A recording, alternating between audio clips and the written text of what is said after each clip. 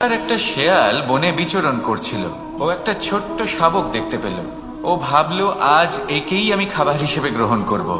আশেপাশে দেখলো কেউ দেখছে না, তো কেউ ছিল না। আর সেই শাবকের ওপর আক্রমণ করল, যা হলো একটা ঘোর অপরাধ। বনের নিয়ম অনুসারে আপনি কখনোই শাবকের ওপর আক্রমণ করতে পারেন না। তারপর এই খবরটা যখন রাজা সিংহ জানতে পারলেন, সভার আয়োজন করলেন। কিন্তু সেখানে শেয়াল বলল, আমি তো এরকম কিছু করিনি। কিন্তু যদি আপনি এরকম বলেন, কোনো প্রমাণ দিন, এর কোনো সাক্ষী আছে? তখন রাজা সিংহ পেঁচাকে ডেকে পাঠালেন, যে সেই মুহূর্তে বৃক্ষের শাখার ওপর বসেছিল। সে সব কিছু দেখেছিল। পেঁচা সব সত্যি কথা বলল, আর শেয়ালকে মৃত্যুদণ্ড দেয়া হলো। এবার এই কাহিনী আমি আপনাকে কেন শোনালাম? কারণ মানুষও কখনো কখনো এরকম কর্ম করেন যা শিয়াল করেছে। এটা ভাবেন কেউ দেখছে না, যখন আমি অনুচিত কর্ম করতেই পারি। কিন্তু না, আপনি যাই করুন না কেন, কেউ না কেউ অবশ্যই তা দেখছে। কোনো ব্যক্তি না হলেও কোনো প্রাণী, না হলে কোনো যক্ষ বা দেব বা প্রেত। যদি এনারা কেউ না দেখেন, তাহলে ধরিত্রী মাতা দেখেন, যেখানে দাঁড়িয়ে আপনি সেই কর্ম করছেন, তাই না? তাই একটা কথা সবসময় মনে রাখবেন, কে দেখছেন কে দেখছেন না সেই বিষয়ে ভাবা ছেড়ে দিন। এটা খুব সহজ কথা। আপনি যদি উচিত কর্ম করেন, উচিত ফল পাবেন। যদি অনুচিত কর্ম করেন, তাহলে আপনি অনুচিত ফল অবশ্যই পাবেন। সেই জন্য উচিত পথে চলতে থাকুন, উচিত কর্ম করতে থাকুন, আর আমার সাথে ভালোবেসে বলুন, রাধা রাধা। আপনি কখনো কোনো বাজকে নিজের বাসা বানাতে দেখেছেন? এই বাজ যখনই কোনো বাসা বানায়, তখন উঁচু গাছের ডালে বা কোনো পর্বতের শিখরে বাসা বানায়, অনেক উচ্চতায়। আর সেখানে তার সন্তানও জন্মগ্রহণ করে। যখন এই সন্তানেরা জন্মায়, তখন এই বাজ খুবই ভালোবেসে এবং খুব সাবধানে এদের পালন পোষণ করে। নিজের ঠোঁট দিয়ে তাদের ঠোঁটে খাবার পরিবেশন করে। কিন্তু যেই সেই সন্তানেরা হৃষ্টপুষ্ট হয়ে যায় এবং সেই কথা বাজ নিজে বুঝতে পেরে যায়, সেই বাজ নিজেই সেই বাসা ছিন্ন ভিন্ন করে দেয়। সেই সন্তান যাদের সবেমাত্র ডানা গজিয়েছে, কিভাবে উঠতে হয় তারা জানে না, সেই সন্তানগুলিকে উচ্চতা থেকে ঠেলে দেয়। সেই সন্তান প্রথমে ভয়ভীত হয়ে যায়। তারা সামনে মৃত্যুকে দেখতে পেয়ে ভয়ের কারণে তাদের ডানা ঝাপটাতে থাকে। আর সেই প্রক্রিয়াতেই সেই সন্তানগুলি উড়তে শুরু করে দেয়। এবার এই ঘটনায় আমরা কি শিক্ষা পেতে পারি? এটাই, যদি আপনি মাতা পিতা হন, তাহলে নিজের সন্তানকে অবশ্যই স্নেহ করুন, কিন্তু তাদেরকে নিজের আঁচলের তলায় বেঁধে রাখবেন না। যদি আপনি চান আপনার সন্তান জীবনে উন্নতি করুক, তাহলে নিজের মুঠো থেকে তাদের স্বতন্ত্র করে দিন। এই সংসারে সংঘর্ষ করতে দিন। সেই সন্তান নিজেই বুঝতে পারবে যে জন্মের সময় পাওয়া ডানা কি করে ব্যবহার করতে হয়। আর আপনার চোখের সামনে আপনার সন্তান এই আকাশে উড়তে থাকবে। তাহলে আসুন আমার সাথে ভালোবেসে বলুন, রাধা রাধা। সংসারে সবচেয়ে পবিত্র মানা হয় গঙ্গা জলকে। কখনো ভেবে দেখেছেন কেন? কারণ গঙ্গা জলের আবির্ভাব অত্যন্ত শুদ্ধ হয়, তার জন্ম শুদ্ধ হয়, যেখান থেকে তার শুরু সেটাই শুদ্ধ হয়। আর শুরুটা শুদ্ধ হওয়া অত্যন্ত আবশ্যক। আমাদের জীবনে সবই শুরু হয় আমাদের ভাবনা থেকে। নিজের ভাবনাকে শুদ্ধ রাখুন, কারণ এই ভাবনা থেকেই আবির্ভাব হয় শব্দের। আপনার শব্দ শুদ্ধ। এই সংসারে, এই জীবনে নিজের ভাবনা শুভ রাখলে, শুদ্ধ করলে, আপনার মন সুপ্রসন্ন হয়ে বলবে, রাধা রাধা। মানুষ জন্মগ্রহণ করে, তার সাথে ভয়েরও জন্ম হয়।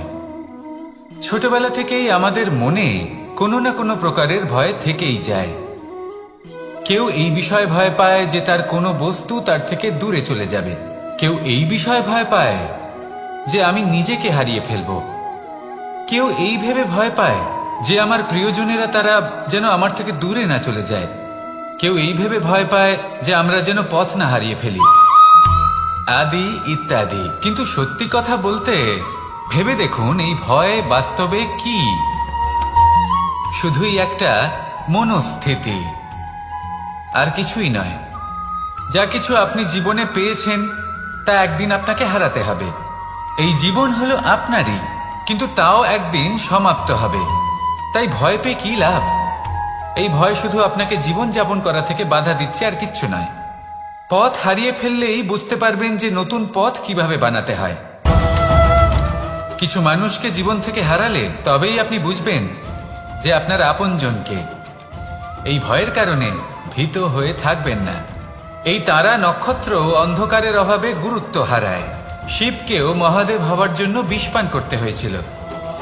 প্রত্যেক পরিস্থিতি, প্রত্যেক সাফল্য আপনার পরীক্ষা নেবে।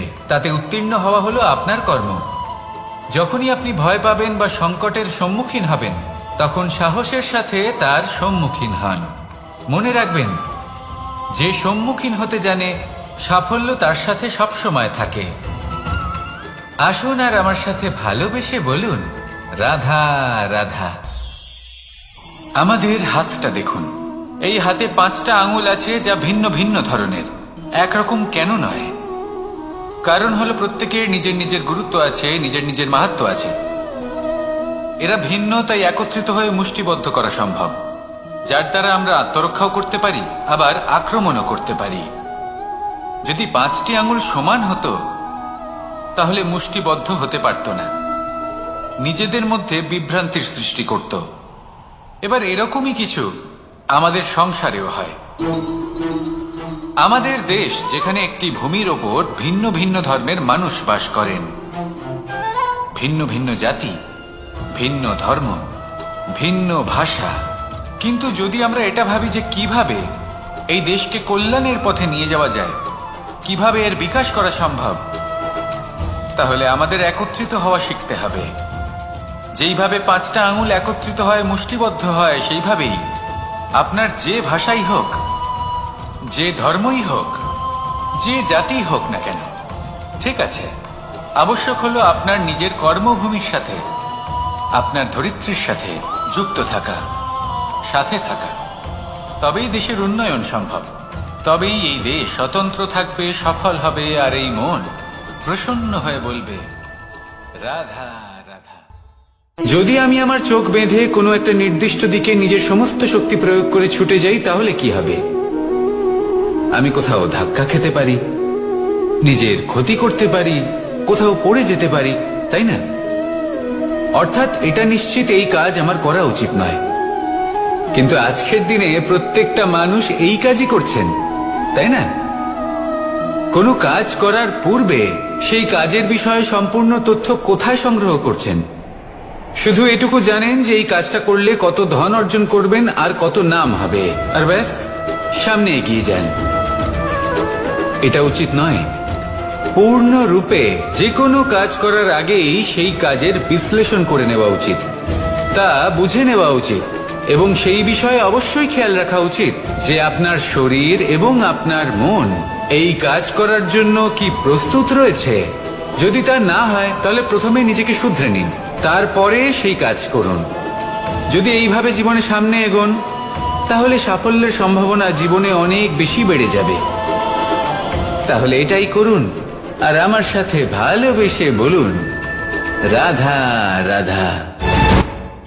এই সংসারে সাফল্য লাভ করার জন্য জ্ঞানের প্রয়োজন হয়, পরিশ্রমের প্রয়োজন হয়, দৃঢ় নিষ্ঠার প্রয়োজন হয়, নিরন্তর চেষ্টা করা প্রয়োজনীয়। কিন্তু আরো কিছু আছে যা অত্যন্ত প্রয়োজনীয় এবং গুরুত্বপূর্ণ। তা হলো ভালো বন্ধু। তাদের থাকা অত্যন্ত প্রয়োজনীয়। যদি ভালো বন্ধু থাকে, তাহলে সময় এলে তারা ঢাল হয়ে আপনাকে সুরক্ষা করবেন। সময় এলে অস্ত্রের মতো শত্রুকে সংহারও করবেন। যদি তিনি জ্ঞানী হন, তাদের মধ্যে সদ্গুণ থাকে, তাহলে এই সব গুণ আপনার মধ্যেও প্রবেশ করবে। তাহলে সাফল্যের জন্য ভালো বন্ধু পাওয়া অত্যন্ত প্রয়োজনীয়। কিন্তু শুধু বন্ধু কেন, ভালো শত্রুও থাকা প্রয়োজনীয়। এবার আপনি ভাববেন, আমি কি বললাম? যদি আপনার জীবনেও ভালো অর্থাৎ শক্তিশালী শত্রু থাকে, তাহলে আপনিও শক্তিশালী হতে থাকবেন। এই শত্রু আপনাকে প্রেরিত করবে আরো বেশি শক্তিশালী হয়ে ওঠার। কখনো কোনো হরিণকে দেখুন, তীব্র গতিতে দৌড়তে থাকে। কেন তীব্র গতিতে দৌড়য়? এই কারণে নয় যে কোথাও তার জন্য মধুর ঘাস অপেক্ষা করে রয়েছে, না, সে এই কারণে তীব্র গতিতে দৌড়য় কারণ সেটা না করলে তার পেছনে একটি সিংহ আছে যে ওকে নিজের ভোজন করে ফেলবে। তাই জীবনে বিপদ, সংকট, এই সবকিছুও হলো অত্যন্ত গুরুত্বপূর্ণ। তার সম্মুখীন হতে শিখুন আর আমার সাথে ভালোবেসে বলুন, রাধা রাধা। লক্ষ্যে পৌঁছানো অত্যন্ত কঠিন হয়। কেউ ভাবেন যে কেন এত কঠিন হয়, কেন এত কষ্ট করতে হয় লক্ষ্যে পৌঁছানোর জন্য। এই লক্ষ্য সরলভাবে কেন আমার কাছে চলে আসে না? চলুন আপনাকে একটা কথা বলি, যদি আপনার লক্ষ্য কঠিন না হয় তাহলে তাকে পাওয়া আপনার পক্ষে অসম্ভব হয়ে উঠবে। লক্ষ্যে পৌঁছানোর এই রাস্তায় আপনি যে কড়া রোদের সম্মুখীন হন, যার থেকে আপনি দূরে পালাতে চান, সেই রোদ আপনাকে প্রেরণা যোগায় যে আপনি এগোতে থাকুন।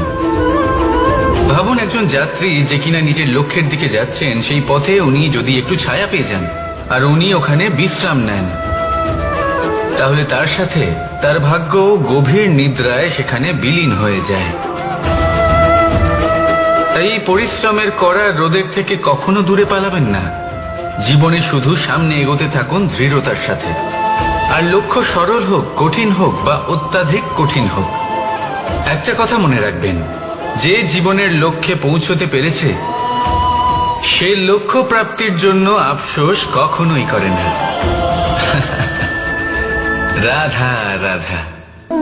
ধৈর্য, এই ধৈর্য কি কোনো গুণ, কোনো অনুভূতি, কোনো দৃষ্টিভঙ্গি? আমার জন্য ধৈর্য এক বাহন। আপনি হয়তো ভাবছেন এই কেমন বাহন?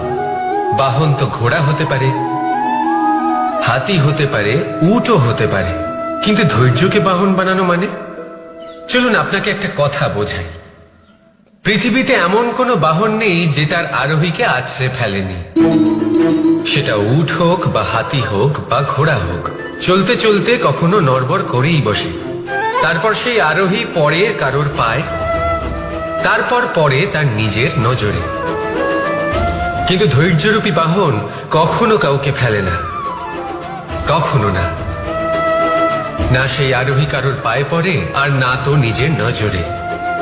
কারণ ধৈর্য আপনাকে বিবেক প্রদান করে, বিবেক আপনাকে পরিকল্পনায় সাহায্য করে, আর পরিকল্পনা প্রদান করে আপনাকে শক্তি, আপনার লক্ষ্যের দিকে অগ্রসর হওয়া। বুঝলেন? ধৈর্যকে সঙ্গে রাখুন, নিজেকে আরো ধৈর্যশীল করে তুলুন। এই ধৈর্যের সাহায্যে আরোহণ করে দেখুন কিভাবে এই বাহন আপনাকে আপনার গন্তব্যে পৌঁছে দেবে। রাধা রাধা।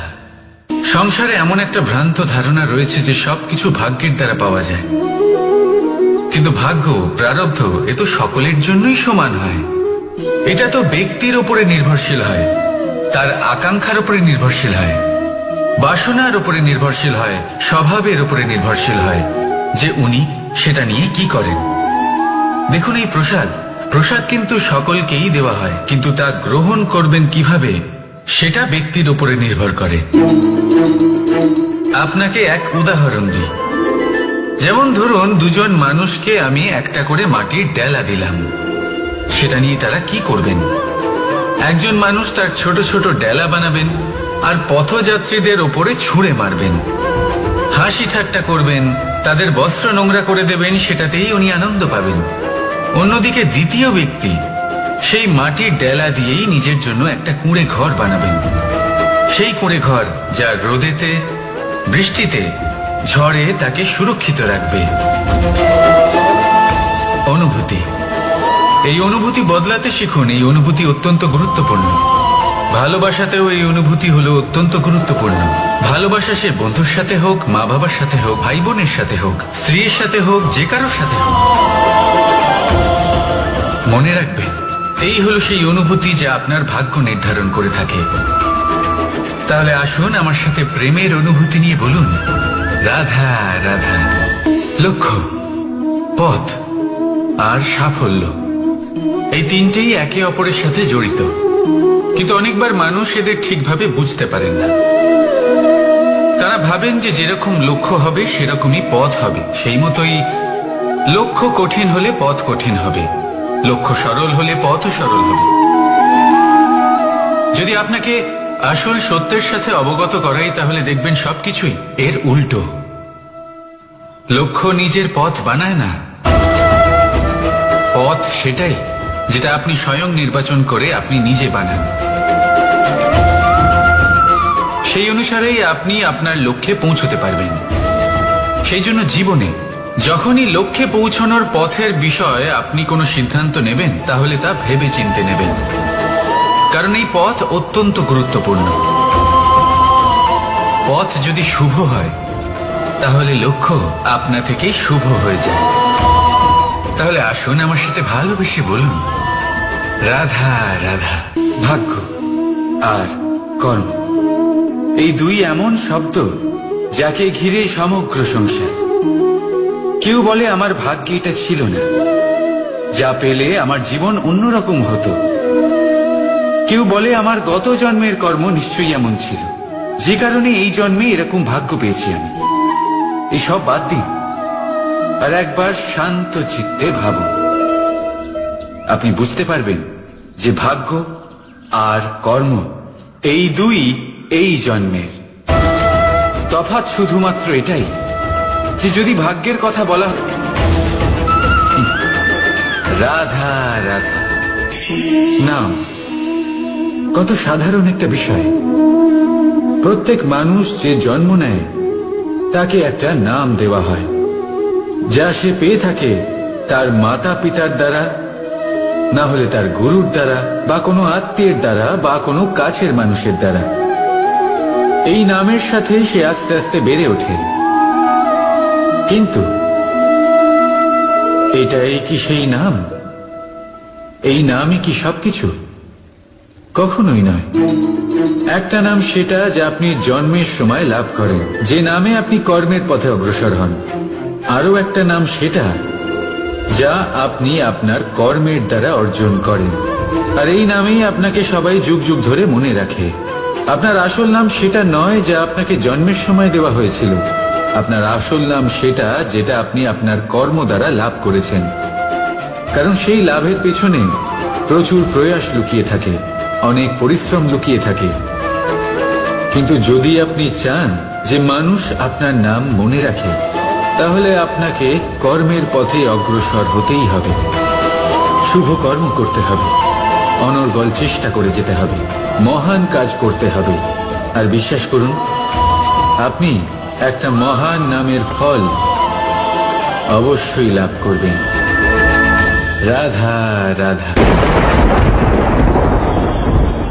আমি এখানে একা এই বনে বসে আছি, বাঁশি বাজাচ্ছি। কার জন্য? কে আছেন এখানে? কেউ নেই। আমার প্রজা, আমার রাজ্য, আমার পরিবার আমার থেকে অনেক দূরে আছেন। আমি এখানে একা এই বনে বসে এই আকাশের এই রঙের, গাছের এই সব ফলের, মাটির সুবাসের আনন্দ উপভোগ করছি। কেন? আমি হলাম দ্বারকাধীশ। এমন কি রাজকীয় বা ভৌতিক সুখ রয়েছে যে আমি ওখানে পেতে পারি না? সবকিছুই পেতে পারি, তাও এখানে বনে একা বসে আছি। কোন সুখ খুঁজে চলেছি? একা থাকার সুখ। আমরা প্রত্যেকদিন অনেক মানুষের সাথে, চিন্তাধারার সাথে, কর্মের সাথে, পরিস্থিতির সাথে, সুখ দুঃখের দ্বারা বেষ্টিত থাকি। জীবনের এই চক্রে আমরা জড়িয়ে পড়তে থাকি। যতই আমরা এই সমস্যার সমাধান করি, আমরা ততই এতে জড়িয়ে পড়ি। আমরা এতটাই জড়িয়ে পড়ি যে যখন আমরা আয়নায় নিজেদের দেখি, তখন আমরা নিজেদের চিনতেই পারি না। এমন মনে হয় যেন আমরা নিজেদের হারিয়ে ফেলেছি। সেই জন্য প্রত্যেক দিন আপনি কিছু সময় নিজের সাথে কাটান একান্তে। এটা অত্যন্ত আবশ্যক। নিজের অস্তিত্বের গভীরে গিয়ে দেখতে শিখুন। নিজেকে বুঝুন, অদ্ভুত শান্তির অনুভূতি হবে। যেমন এই বায়ু, এই বৃক্ষ, এই পুষ্প, এই নিসর্গ, এদের মতো আপনিও কখনো একলা হতে শিখুন। কখনো নিসর্গের একটা অংশ হয়ে দেখুন। এই মন প্রসন্ন হয়ে বলবে, রাধা। একবার একটা শেয়াল বনে বিচরণ করছিল। ও একটা ছোট্ট শাবক দেখতে পেল। ও ভাবলো, আজ একেই আমি খাবার হিসেবে গ্রহণ করব। আশেপাশে দেখলো কেউ দেখছে না তো, কেউ ছিল না। আর সেই শাবকের ওপর আক্রমণ করল, যা হলো একটা ঘোর অপরাধ। বনের নিয়ম অনুসারে আপনি কখনোই শাবকের ওপর আক্রমণ করতে পারেন না। তারপর এই খবরটা যখন রাজা সিংহ জানতে পারলেন, সভার আয়োজন করলেন। কিন্তু সেখানে শেয়াল বলল, আমি তো এরকম কিছু করিনি।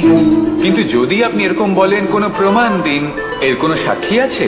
তখন রাজা সিংহ পেঁচাকে ডেকে পাঠালেন, যে সেই মুহূর্তে বৃক্ষের শাখার ওপর বসেছিল। সে সব কিছু দেখেছিল। পেঁচা সব সত্যি কথা বলল, আর শেয়ালকে মৃত্যুদণ্ড দেয়া হলো। এবার এই কাহিনী আমি আপনাকে কেন শোনালাম?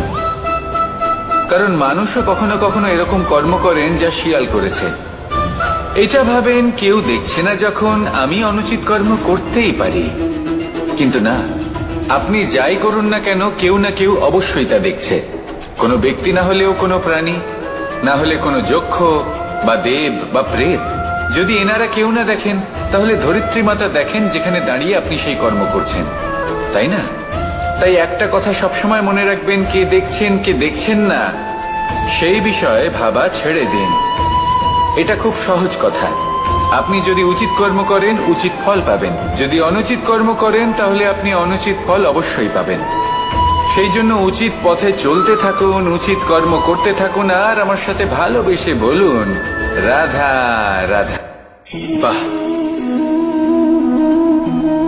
পুষ্পের সুবাস আমার খুব ভালো লাগে। অত্যন্ত সুন্দর হয় এই পুষ্প। এইভাবে চারিদিকে পুষ্প দেখে মন আনন্দিত হয়ে ওঠে। এবার আপনারা ভেবে দেখুন, আমার চারিদিকে পুষ্প নয়, আগুন আছে। তাহলে কি হবে? আমার শরীর কি জ্বলে যাবে না? অবশ্যই জ্বলবে। শরীরকে কি আগুনের তাপ সহ্য করতে হবে না? অবশ্যই সহ্য করতে হবে।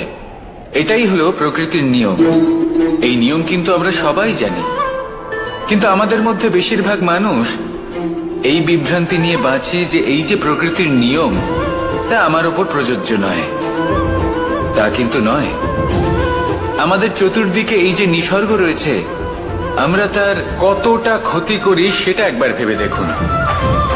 আমরা বনাঞ্চল জ্বালিয়ে দিই, বায়ু দূষিত করি, জল দূষিত করি, প্রাণীদের হত্যা আমরা করি। কেন? এই নিসর্গ আমরা নষ্ট করি, যদিও আমরা জানি যে আমরাও হলাম এই নিসর্গেরই অংশ। এবার দেখুন, শরীরের কোনো অংশে যদি আগুন ধরান, আস্তে আস্তে সমস্ত শরীরও জ্বলে যাবে। সেইভাবেই নিসর্গ যদি নষ্ট হয়ে যায়, তাহলে মনুষ্য জাতিও নষ্ট হয়ে যাবে। তাই এই যে নিসর্গ আপনি দেখছেন, এই পুষ্প, এই বৃক্ষ, বায়ু, জল, এদের সকলকে রক্ষা করুন, নষ্ট নয়। মনে রাখবেন, যদি নিসর্গ থাকে, মানুষ থাকবে। যদি নিসর্গ থাকে, তাহলেই জীবন থাকবে। আসুন আমার সাথে ভালোবেসে বলুন, রাধা রাধা। কারই না পছন্দ বলুন তো? অত্যন্ত সুস্বাদু হয় এই মধু, মিষ্টি খেতে হয় এবং তা শক্তিও প্রদান করে। এবং প্রত্যেকটি মিষ্টি পদার্থের মতোই এতেও খুব তাড়াতাড়ি পিঁপড়ে ধরে যায়। অন্যদিকে যদি নুনকে দেখি, তাহলে বছরের পর বছর রাখলেও এতে পিঁপড়ে ধরে না। এবার যদি কথা বলি বন্ধুত্বের, তাহলে বন্ধুত্ব নুনের মতো হওয়া উচিত, মধুর মতো নয়। যারা সামনে এলে শুধুমাত্র মধুর মধুর কথা বলবে, পরে এতে পিঁপড়ে ধরে যাবে, এটা নুনের মতো হওয়া উচিত। প্রকৃত বন্ধু হলো সে, যে সময় এলে পরে আপনার সামনে আপনার প্রকৃত সত্য তুলে ধরবে, তা সে যতই কঠিন হোক না কেন। আপনার দোষ, আপনার অপগুণ, আপনার খামতি আপনাকে বলতে পারবে, যাতে আপনি সেগুলো শুনে মেনে নিয়ে তারপর নিজেকে শুধরোতে পারেন। এটাই হলো প্রকৃত বন্ধুত্ব। কখনো নিজের জীবনের আশেপাশে মন দিয়ে দেখবেন, অনেক সময় এমন মানুষ থাকেন, অনেক বন্ধু থাকেন যাদের দেখে আমাদের মনে হয় যে এনারা খুব কঠোর, এনাদের কথা খুব কটু। কিন্তু বেশিরভাগ এমন মানুষের মনটা যদি বুঝতে পারেন তাহলে দেখবেন তাতে কোনো মালিন্য নেই, এনাদের মন অত্যন্ত পবিত্র হয়।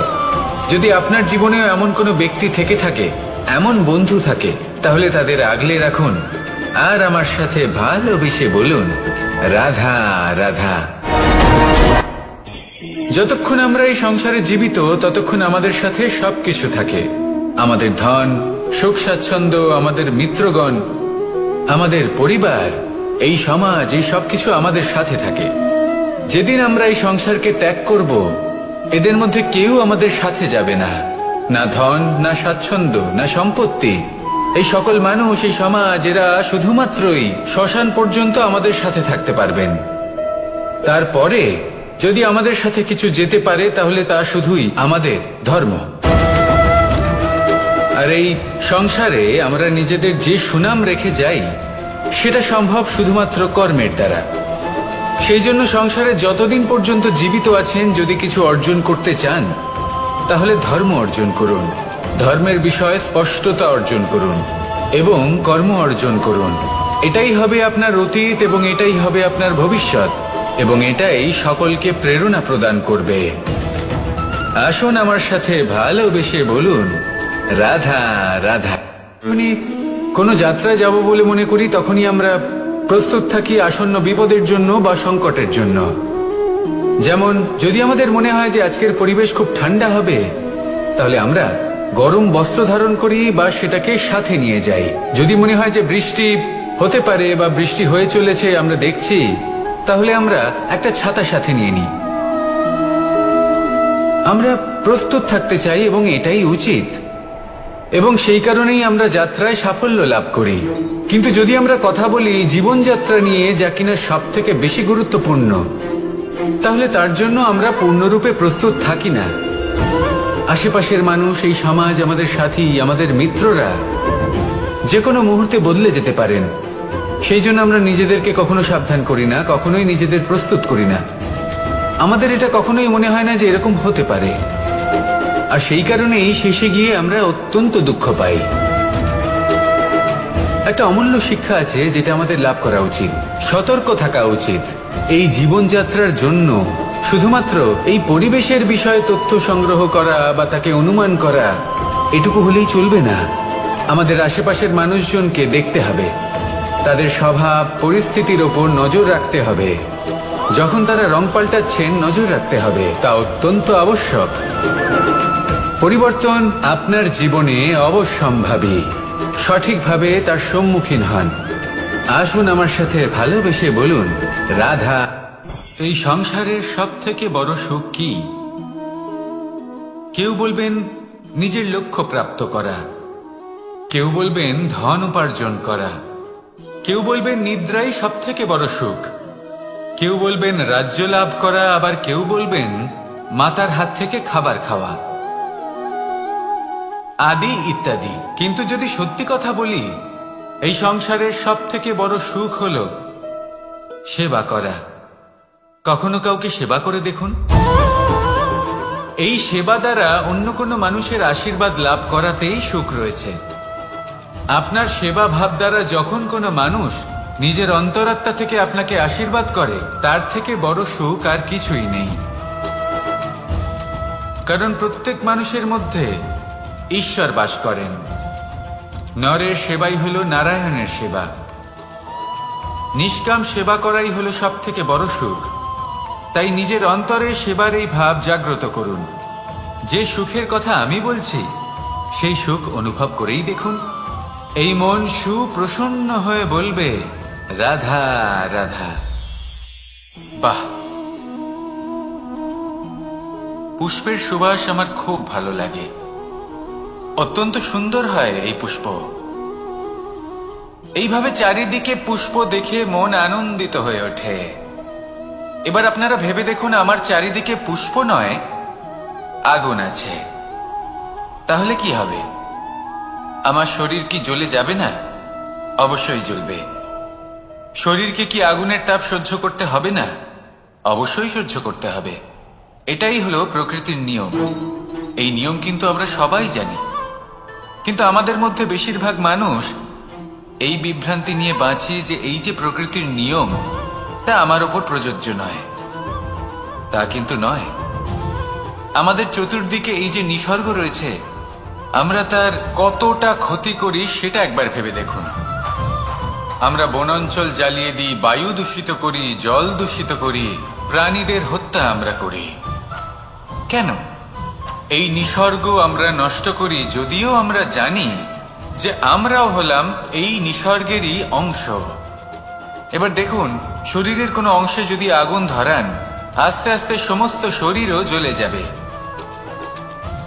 সেইভাবেই নিসর্গ যদি নষ্ট হয়ে যায়, তাহলে মনুষ্য জাতিও নষ্ট হয়ে যাবে।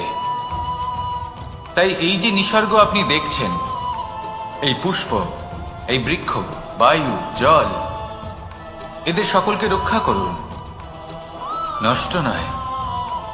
মনে রাখবেন, যদি নিসর্গ থাকে মানুষ থাকবে, যদি নিসর্গ থাকে তাহলেই জীবন থাকবে। আসুন আমার সাথে ভালোবেসে বলুন, রাধা রাধা। লক্ষ্যে পৌঁছানো অত্যন্ত কঠিন হয়। কেউ ভাবেন যে কেন এত কঠিন হয়, কেন এত কষ্ট করতে হয় লক্ষ্যে পৌঁছানোর জন্য। এই লক্ষ্য সরলভাবে কেন আমার কাছে চলে আসে না? চলুন আপনাকে একটা কথা বলি, যদি আপনার লক্ষ্য কঠিন না হয় তাহলে তাকে পাওয়া আপনার পক্ষে অসম্ভব হয়ে উঠবে। লক্ষ্যে পৌঁছানোর এই রাস্তায় আপনি যে কড়া রোদের সম্মুখীন হন, যার থেকে আপনি দূরে পালাতে চান, সেই রোদ আপনাকে প্রেরণা যোগায় যে আপনি এগোতে থাকুন। ভাবুন, একজন যাত্রী যে কিনা নিজের লক্ষ্যের দিকে যাচ্ছেন, সেই পথে উনি যদি একটু ছায়া পেয়ে যান আর উনি ওখানে বিশ্রাম নেন, তাহলে তার সাথে তার ভাগ্য গভীর নিদ্রায় সেখানে বিলীন হয়ে যায়। তাই পরিশ্রমের করা রোদের থেকে কখনো দূরে পালাবেন না। জীবনে শুধু সামনে এগোতে থাকুন দৃঢ়তার সাথে। আর লক্ষ্য সরল হোক, কঠিন হোক বা অত্যাধিক কঠিন হোক, একটা কথা মনে রাখবেন, যে জীবনের লক্ষ্যে পৌঁছতে পেরেছে সে লক্ষ্য প্রাপ্তির জন্য আফসোস কখনোই করে না। রাধা রাধা। ধৈর্য, এই ধৈর্য কি কোনো গুণ, কোনো অনুভূতি, কোনো দৃষ্টিভঙ্গি? আমার জন্য ধৈর্য এক বাহন। আপনি হয়তো ভাবছেন, এই কেমন বাহন? বাহন তো ঘোড়া হতে পারে, হাতি হতে পারে, উটও হতে পারে, কিন্তু ধৈর্যকে বাহন বানানো মানে? চলুন আপনাকে একটা কথা বোঝাই। পৃথিবীতে এমন কোনো বাহন নেই যে তার আরোহীকে আছড়ে ফেলেনি। সেটা উট হোক বা হাতি হোক বা ঘোড়া হোক, চলতে চলতে কখনো নড়বড় করেই বসে। তারপর সেই আরোহী পড়ে কারোর পায়, তারপর পড়ে তার নিজের নজরে। কিন্তু ধৈর্যরূপী বাহন কখনো কাউকে ফেলে না, কখনো না। না সেই আরোহী কারোর পায়ে পড়ে, আর না তো নিজের নজরে। কারণ ধৈর্য আপনাকে বিবেক প্রদান করে, বিবেক আপনাকে পরিকল্পনায় সাহায্য করে, আর পরিকল্পনা প্রদান করে আপনাকে শক্তি, আপনার লক্ষ্যের দিকে অগ্রসর হওয়া। বুঝলেন? ধৈর্যকে সঙ্গে রাখুন, নিজেকে আরো ধৈর্যশীল করে তুলুন। এই ধৈর্যের সাহায্যে আরোহণ করে দেখুন কিভাবে এই বাহন আপনাকে আপনার গন্তব্যে পৌঁছে দেবে। রাধা রাধা। সংসারে এমন একটা ভ্রান্ত ধারণা রয়েছে যে সবকিছু ভাগ্যের দ্বারা পাওয়া যায়, কিন্তু ভাগ্য, প্রারব্ধ, এ তো সকলের জন্যই সমান হয়। এটা তো ব্যক্তির উপরে নির্ভরশীল হয়, তার আকাঙ্ক্ষার উপরে নির্ভরশীল হয়, বাসনার উপরে নির্ভরশীল হয়, স্বভাবের উপরে নির্ভরশীল হয় যে উনি সেটা নিয়ে কি করেন। দেখুন, এই প্রসাদ কিন্তু সকলকেই দেওয়া হয়, কিন্তু তা গ্রহণ করবেন কিভাবে সেটা ব্যক্তির উপরে নির্ভর করে। আপনাকে এক উদাহরণ দিই। যেমন ধরুন, দুজন মানুষকে আমি একটা করে মাটির ডেলা দিলাম, সেটা নিয়ে তারা কি করবেন? একজন মানুষ তার ছোট ছোট ডেলা বানাবেন আর পথযাত্রীদের ওপরে ছুঁড়ে মারবেন। হাসি ঠাট্টা করবেন, তাদের বস্ত্র নোংরা করে দেবেন, সেটাতেই উনি আনন্দ পাবেন। অন্যদিকে দ্বিতীয় ব্যক্তি সেই মাটির ডেলা দিয়েই নিজের জন্য একটা কুঁড়ে ঘর বানাবেন। সেই কুঁড়ে ঘর যা রোদেতে, বৃষ্টিতে, ঝড়ে তাকে সুরক্ষিত রাখবে। অনুভূতি, এই অনুভূতি বদলাতে শিখুন। এই অনুভূতি অত্যন্ত গুরুত্বপূর্ণ। ভালোবাসাতেও এই অনুভূতি হলো অত্যন্ত গুরুত্বপূর্ণ। ভালোবাসা সে বন্ধুর সাথে হোক, মা বাবার সাথে হোক, ভাই বোনের সাথে হোক, স্ত্রীর সাথে হোক, যে কারোর সাথে হোক, মনে রাখবেন এই হলো সেই অনুভূতি যা আপনার ভাগ্য নির্ধারণ করে থাকে। তাহলে আসুন আমার সাথে প্রেমের অনুভূতি নিয়ে বলুন, রাধা রাধা। লক্ষ্য, পথ আর সাফল্য, এই তিনটেই একে অপরের সাথে জড়িত, কিন্তু অনেকবার মানুষ এদের ঠিকভাবে বুঝতে পারেন না। তারা ভাবেন যে যেরকম লক্ষ্য হবে সেরকমই পথ হবে, সেই মতোই লক্ষ্য কঠিন হলে পথ কঠিন হবে, লক্ষ্য সরল হলে পথও সরল হবে। যদি আপনাকে আসল সত্যের সাথে অবগত করাই, তাহলে দেখবেন সবকিছুই এর উল্টো। লক্ষ্য নিজের পথ বানায় না, পথ সেটাই যেটা আপনি স্বয়ং নির্বাচন করে আপনি নিজে বানান। সেই অনুসারেই আপনি আপনার লক্ষ্যে পৌঁছতে পারবেন। সেই জন্য জীবনে যখনই লক্ষ্যে পৌঁছানোর পথের বিষয়ে আপনি কোনো সিদ্ধান্ত নেবেন, তাহলে তা ভেবে চিন্তে নেবেন, কারণ এই পথ অত্যন্ত গুরুত্বপূর্ণ। পথ যদি শুভ হয়, তাহলে লক্ষ্য আপনা থেকেই শুভ হয়ে যায়। তাহলে আসুন আমার সাথে ভালোবেসে বলুন, রাধা রাধা। ভাগ্য আর কর্ম, এই দুই এমন শব্দ যাকে ঘিরে সমগ্র সংসার। কেউ বলে আমার ভাগ্যে এটা ছিল না, যা পেলে আমার জীবন অন্যরকম হতো। কেউ বলে আমার গত জন্মের কর্ম নিশ্চয়ই এমন ছিল, যে কারণে এই জন্মে এরকম ভাগ্য পেয়েছি আমি। এসব বাদ দিন আর একবার শান্ত চিত্তে ভাবুন। আপনি বুঝতে পারবেন যে ভাগ্য আর কর্ম এই দুই এই জন্মের। তফাৎ শুধুমাত্র এটাই যে যদি ভাগ্যের কথা বলা হয়, তাহলে আপনি রাধা রাধা। নাম কত সাধারণ একটা বিষয়। প্রত্যেক মানুষ যে জন্ম নেয় তাকে একটা নাম দেওয়া হয়, যা সে পেয়ে থাকে তার মাতা পিতার দ্বারা, না হলে তার গুরুর দ্বারা, বা কোনো আত্মীয়ের দ্বারা, বা কোনো কাছের মানুষের দ্বারা। এই নামের সাথে সে আস্তে আস্তে বেড়ে ওঠে। কিন্তু এটাই কি সেই নাম? এই নামই কি সবকিছু? কখনোই নয়। একটা নাম সেটা যা আপনি জন্মের সময় লাভ করেন, যে নামে আপনি কর্মের পথে অগ্রসর হন। আরো একটা নাম সেটা যা আপনি আপনার কর্মের দ্বারা অর্জন করেন, আর এই নামেই আপনাকে সবাই যুগ যুগ ধরে মনে রাখে। আপনার আসল নাম সেটা নয় যা আপনাকে জন্মের সময় দেওয়া হয়েছিল। আপনার আসল নাম সেটা যেটা আপনি আপনার কর্ম দ্বারা লাভ করেছেন, কারণ সেই লাভের পেছনে প্রচুর প্রয়াস লুকিয়ে থাকে, অনেক পরিশ্রম লুকিয়ে থাকে। কিন্তু যদি আপনি চান যে মানুষ আপনার নাম মনে রাখে, তাহলে আপনাকে কর্মের পথে অগ্রসর হতেই হবে। শুভ কর্ম করতে হবে, অনর্গল চেষ্টা করে যেতে হবে, মহান কাজ করতে হবে। আর বিশ্বাস করুন, আপনি একটা মহান নামের ফল অবশ্যই লাভ করবেন। রাধা রাধা।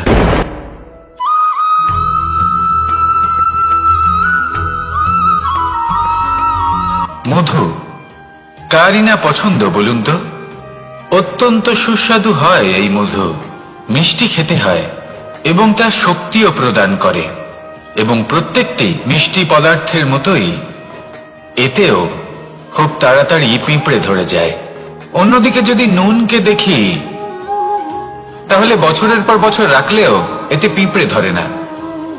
এবার যদি কথা বলি বন্ধুত্বের, তাহলে বন্ধুত্ব নুনের মতো হওয়া উচিত, মধুর মতো নয়। যারা সামনে এলে শুধুমাত্র মধুর মধুর কথা বলবে, পরে এতে পিঁপড়ে ধরে যাবে। এটা নুনের মতো হওয়া উচিত। প্রকৃত বন্ধু হলো সে যে সময় এলে পরে আপনার সামনে আপনার প্রকৃত সত্য তুলে ধরবে, তা সে যতই কঠিন হোক না কেন।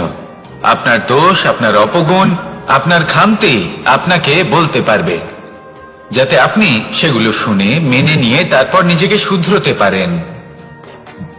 এটাই হলো প্রকৃত বন্ধুত্ব। কখনো নিজের জীবনের আশেপাশে মন দিয়ে দেখবেন, অনেক সময় এমন মানুষ থাকেন, অনেক বন্ধু থাকেন যাদের দেখে আমাদের মনে হয় যে এনারা খুব কঠোর, এনাদের কথা খুব কটু। কিন্তু বেশিরভাগ এমন মানুষের মনটা যদি বুঝতে পারেন তাহলে দেখবেন তাতে কোনো মালিন্য নেই, এনাদের মন অত্যন্ত পবিত্র হয়। যদি আপনার জীবনেও এমন কোনো ব্যক্তি থেকে থাকে, এমন বন্ধু থাকে, তাহলে তাদের আগলে রাখুন আর আমার সাথে ভালোবেসে বলুন, রাধা রাধা।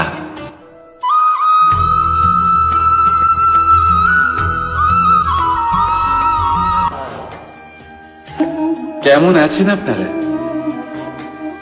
জিজ্ঞেস করলাম এই কারণে, কারণ আজকের দিনে দাঁড়িয়ে আশেপাশে যাকেই দেখছি সে দুঃখী আর ব্যাকুল।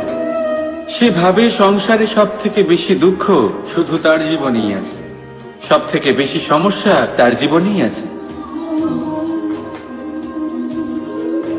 সংসারে এমন কেউ নেই যার জীবনে কোনো সমস্যা নেই, আর সংসারে এমন কোনো সমস্যা নেই যেটার সমাধান মানুষের কাছে নেই।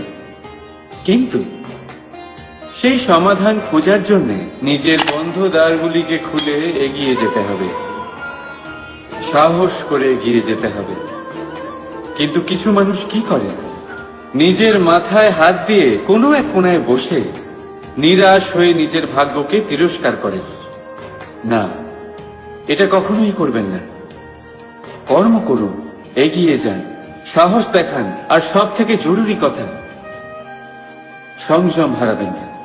কারণ আপনার লক্ষ্য যতই কঠিন হোক না কেন, সেটা অবধি পৌঁছানোর রাস্তা আপনার পায়ের তলা দিয়ে সর্বদাই যাবে।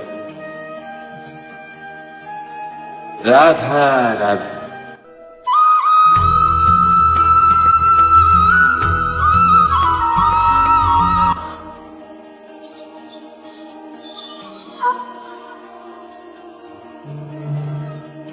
নারী,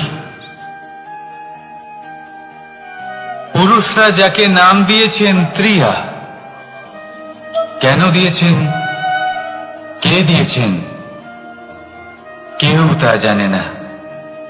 কথায় আছে পুরুষরা ভাবেন যে ত্রিয়া, ভাবেন একরকম, বলেন অন্য কিছু, আর করেন অন্য কিছুই। কিন্তু সত্যিটা কি এটাই? আসল সত্যি হলো এটাই যে ত্রিয়া হলো সেই চরিত্রহীন পুরুষ, আর কেউ নয়। সেই পুরুষ যারা নারীকে বলেন যে আপনি হলেন মা, আপনি হলেন দেবী, আপনি হলেন বোন, আর ভাবেন কি? ভাবেন যে এই নারী হলো আমাদের পায়ের ধুলো, আর কিচ্ছু নয়। আর কি করেন? ওনাদের মাথায়, ওনাদের খোপায় মালা পরিয়ে দিয়ে ভাবেন যে ওনারা হলেন তাদের পায়ের ধুলোর সমান। একজন নারীর সম্মান ভঙ্গ করেন, তাদের দাসী মনে করেন। ভুলবেন না, যত্র নারীয়াস্ত পূজ্যন্তে রমন্তে তত্র দেবতা। অর্থাৎ যেখানে নারীকে পুজো করা হয় সেখানে ঈশ্বর বাস করেন, আর যেখানে নারীকে অপমান করা হয় সেখানে ঈশ্বর এবং ভাগ্য এই দুই রুষ্ট হয়। মনে রাখবেন, যদি নারী কল্যাণকারী হতে পারেন তাহলে নারী মহাচণ্ডী রূপও ধারণ করতে পারেন। যদি একজন নারী মাতা হয়ে জন্মদান করতে পারেন তাহলে নারী মৃত্যু হয়ে বিনাশও করতে পারেন। যেখানে নারী অপমানিত হবেন সেখানে মহান ভারতও মহাভারতের পথে অগ্রসর হতে পারে। তাই মনে রাখবেন, নারীর অপমান যেন কখনোই না ঘটে। আর যদি কোথাও নারীর অপমান হয় তার অর্থ হলো আপনার বিনাশ আপনার দিকেই আসছে, আর এটা হলো তার প্রথম পদক্ষেপের প্রথম পদধ্বনি। রাধা রাধা।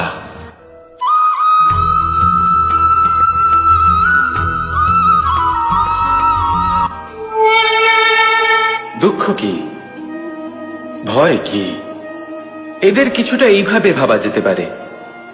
জীবনে যখনই আপনি কিছু একটা লাভ করবেন, তখন সেটা হারানোর ভয় তার সাথেই চলে আসে। যেমন আপনি যদি ধন অর্জন করেন, ধন হারানোর ভয় তার সাথেই চলে আসে। সম্পত্তি অর্জন করলে সেটা লুট হবার ভয় তার সাথেই চলে আসে। আর এটা জীবনের সাথেও হয়। যেই মুহূর্তে আপনি জন্ম নেন, মৃত্যুর ভয় তার সাথেই চলে আসে। জন্ম না নিলে মৃত্যু কিভাবে হবে? মৃত্যুর ভয় কোথা থেকে আসবে? এবার এই ভয় কি সেটা আপনাকে বুঝিয়ে বলি।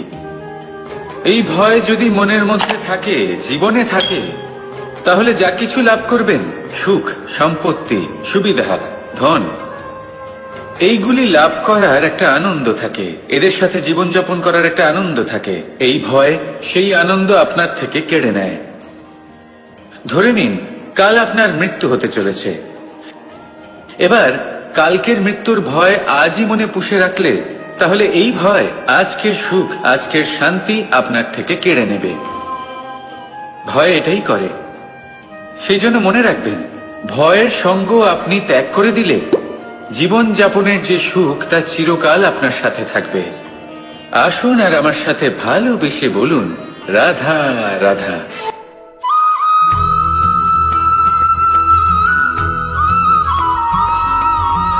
নারী জন্মসূত্রে কারোর কন্যা, ধর্মসূত্রে কারোর পত্নী, আর কর্মসূত্রে কারোর মা। আমাদের মনে এই ছবি আঁকা রয়েছে একজন নারীকে নিয়ে, তাই না? একটা অতুলনীয় ভূমিকা রয়েছে নারীদের আমাদের জীবনে, আর নারী ছাড়া আমরা কিছুই নই। কিন্তু অধিকার, সেখানে আমরা একটা ভুল করে বসি। যখন নারী একজন কন্যা থাকে, যখন সে জন্ম নেয়, তখন তার ওপর অধিকার থাকে তার পিতার। আর তারপর যখন বিয়ে হয়ে যায়, তখন তার অস্তিত্বের ওপর অধিকার থাকে তার স্বামীর।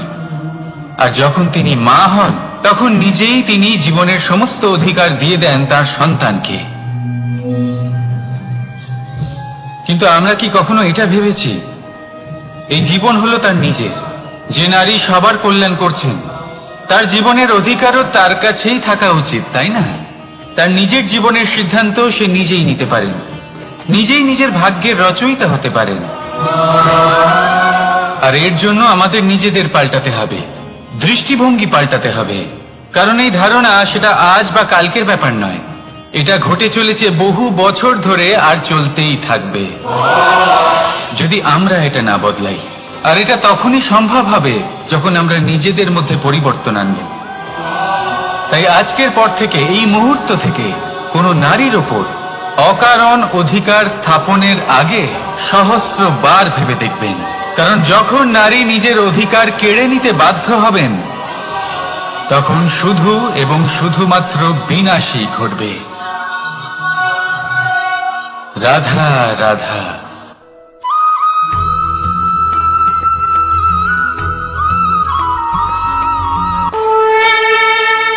দুঃখ এমন এক অনুভূতি, যেটা আমরা চাই বা না চাই, আমাদের জীবনে এটা অবশ্যই আসবে। আমাদের মনকে বিব্রত করে তুলবে, আমাদের মনকে বিচলিত করে তুলবে। কখনো ভেবে দেখেছেন এই দুঃখ আমাদের জীবনে কেন আসে, কিভাবে আসে? যদি আপনি মন দিয়ে চিন্তা করেন, তাহলে আপনি বুঝতে পারবেন যে এই দুঃখের অনুভূতি পরিস্থিতির থেকে বেশি মানসিকতার থেকে বেশি আশেপাশের লোকজনের সাথে জড়িয়ে। কারণ আশেপাশের লোকজনেরাই আপনার জন্য পরিস্থিতি তৈরি করেন, যা ভালোও হতে পারে আবার খারাপ। আপনার আশেপাশের লোকজনেরাই আপনার মানসিকতাকে প্রভাবিত করে, হয় তাকে ভালো করে অথবা খারাপ করে। আমাদের জীবনের অর্ধেক দুঃখ এই কারণে যে আমরা তাদের উপরে আশা রাখি যাদের উপরে কোনো আশা রাখা উচিত নয়, আর অর্ধেক দুঃখ এই কারণে যে আমরা তাদের উপরে সন্দেহ করি যাদের উপর সেটা করা উচিত নয়। তাৎপর্য এটাই যে মানুষকে চেনার চেষ্টা করতে থাকুন। যেদিন আপনি এটা বুঝে যাবেন যে কে সুজন আর কে দুর্জন, সেই দিন এই দুঃখ আপনার জীবন থেকে দূরে কোথাও চলে যাবে। রাধা রাধা।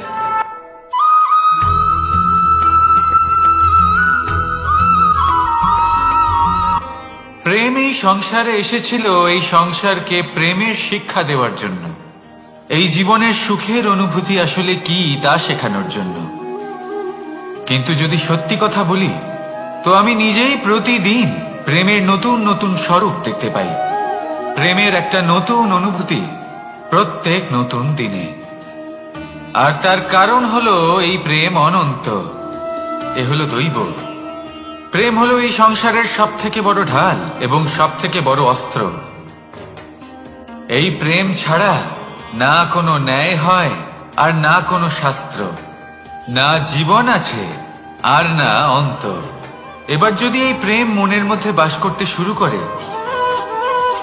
তাহলে কখনো কোনো সমস্যাই হবে না, আর যদি হয়েও থাকে তাহলে তা স্থায়ী হবে না। এই প্রেম কি না করতে পারে? এই প্রেম সমস্ত সমস্যা মিটিয়ে ফেলতে পারে, আপনার মনের মধ্যে অহংকারকেও বিনাশ করে দিতে পারে, আপনাকে সাক্ষাৎ ঈশ্বরের সাথে দেখা করাতে পারে। তাই প্রেমের দ্বারা প্রয়াস করতে থাকুন, এই সংসারের প্রত্যেক মানুষকে, প্রত্যেক বস্তুকে, প্রত্যেক জীব জন্তুকে ভালোবাসবেন। আর এই প্রেমের দ্বারাই বলুন রাধা রাধা।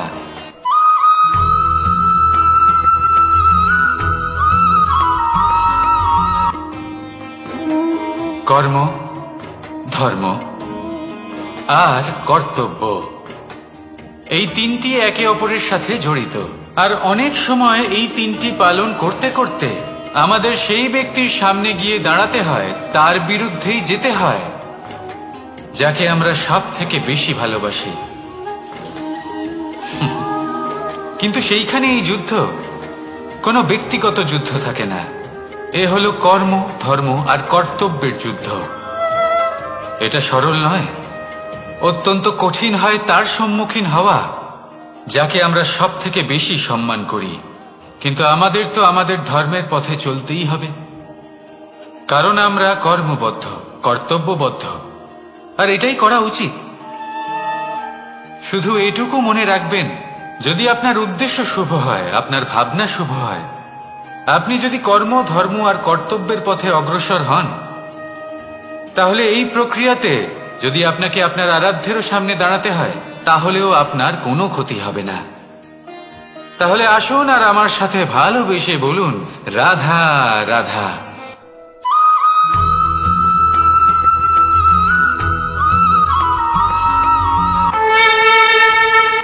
আপনি কি কখনো কোনো জলের ধারা দেখেছেন? তার সামনে যতই মাটি থাকুক না কেন, যতই কাদা থাকুক না কেন, যখন এই জলের ধারা বইতে আরম্ভ করে দেয়, তখন এই কাদাকে নিজেই ধুয়ে নিয়ে যায়। ওই কাদাকে ধুয়ে দেয় এবং নিজের পথ নিজেই তৈরি করে নেয়। তাহলে আপনিও এরকম জলের মতো হয়ে উঠুন। যদি হয়ে উঠতে পারেন, তাহলে নিজের মনে, নিজের ভাবনার, নিজের জীবনের যত অনাবশ্যক তত্ত্ব আছে, অনুপযোগী অংশ রয়েছে, অর্থাৎ অপরিষ্কার অংশ রয়েছে, তা নিজে থেকেই নির্মল হয়ে উঠবে। আর যেরকম জলের ধারা কখনো থেমে থাকে না, সব সময় বয়ে চলে, সেইভাবে আপনিও কখনোই থামবেন না। সবসময় বয়ে চলুন, এগোতে থাকুন। পথে যদি অনেক বিপদ আসে, সমস্যা আসে, থামবেন না, তার উপর নিরন্তর প্রহার করুন, নিরন্তর প্রয়াস করুন আর অগ্রসর হন। আপনি ভেবে দেখুন, এই জলের ধারা কখনো থেমে থাকে না, সবসময় বয়ে চলে, বিপদের সম্মুখীন হয়ে তাকে সাথে বয়ে নিয়ে চলে। সেই জন্য জলের ধারা, প্রবাহমান এই ধারা, এর থেকে কখনো দুর্গন্ধ আসে না, এতে কখনো ময়লা জমতে পারে না, বরং পালিত হয় সুন্দর প্রাণবন্ত জীবজন্তু, যেমন সুন্দর ছোট মাছ। তাই আপনিও এটাই করুন, কখনো থামবেন না, শুধু চলতে থাকুন, জলের ধারার মতো বইতে থাকুন।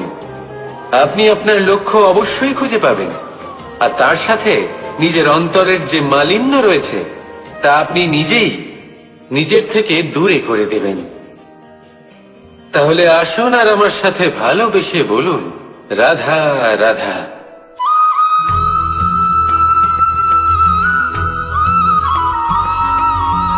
আমরা যে মানুষকে চাই, যাকে আমরা ভালোবাসি তাকে একটা উপহার অবশ্যই দিতে চাই, এমন এক উপহার যা ওনার ভালো লাগবে, যা শ্রেষ্ঠ হবে, অতি প্রিয় হবে, বহুমূল্য হবে, বা বলতে পারেন মূল্যবান হবে। তাই আমরা কি করি? আমরা বাজারে যাই, তার জন্য স্বর্ণ, আভূষণ, হিরে, মুক্ত এইসব নিয়ে আসি। কিন্তু এটাই কি সর্বশ্রেষ্ঠ উপহার? কখনোই না। সর্বশ্রেষ্ঠ উপহার হলো স্বাধীনতা, তাকে নিজের মনের মতো বাঁচার স্বাধীনতা। যদি আপনি কাউকে স্বাধীনতা না দিতে পারেন, তাহলে সে কোথাও না কোথাও বন্দী হয়ে যায়, তার বিকাশ কোথাও না কোথাও আটকে যায়। কিন্তু যদি আপনি কাউকে স্বাধীনতা দিতে পারেন, তাহলে আপনি দেখবেন ও সমস্ত সংসারকে, এই জীবনকে নিজের দৃষ্টিভঙ্গি দিয়ে দেখবে, বুঝবে যে কোনটা হলো উচিত আর কোনটা হলো অনুচিত, আর এটাই হলো সর্বশ্রেষ্ঠ। আর এবার যদি কাউকে স্বাধীনতার মাধ্যমে এত বড় একটা শক্তি দিতে পারেন, তাহলে আপনি আমাকে বলুন, এর থেকে বড় উপহার আর কি হতে পারে? আসুন আর আমার সাথে ভালোবেসে বলুন, রাধা রাধা।